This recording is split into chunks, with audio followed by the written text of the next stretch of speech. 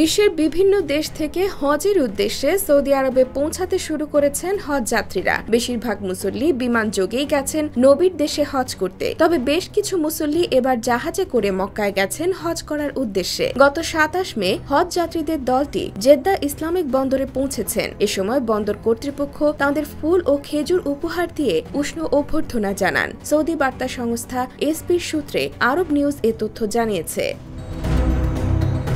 Saudi আরবের passport বিভাগ জানিয়েছে, এবারের হজে অংশ নিতে এখন পর্যন্ত ৫,৩২,৯৫৮ জন পৌঁছেছেন। গত ২৬ মে পর্যন্ত আকাশ, স্থল ও সমুদ্র পথ হয়ে তারা দেশটিতে পৌঁছেছেন। এর মধ্যে আকাশ পথে ৫,২৩,৭২৯ জন সৌদি আরব গিয়েছেন, আর স্থলপথে ৯,২১০ জন এবং সমুদ্র পথে ১৯ জন দেশটিতে প্রবেশ করেন। মূলত সুদান থেকে সমুদ্র পথে হজ যাত্রীদের প্রথম কাফেলা সৌদি আরব পৌঁছেছে। সৌদি আরবের বন্দর কর্তৃপক্ষ জানিয়েছে, সমুদ্র পথে হজ যাত্রীদের যাওয়া আসা সহজ করতে বিশেষ লজিস্টিক পরিষেবার ব্যবস্থা করা হয়েছে। হজ মৌসুমে পণ্য পরিবহন ও হজ যাত্রীদের নিরাপদ আগমন করতে এ উদ্যোগ নেওয়া হয়।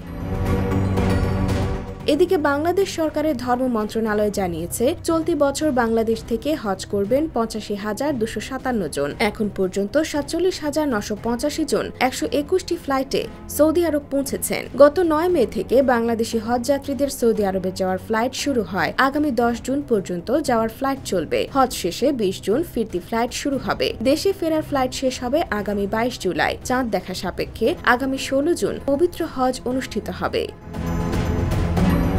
IBTV USA, New York।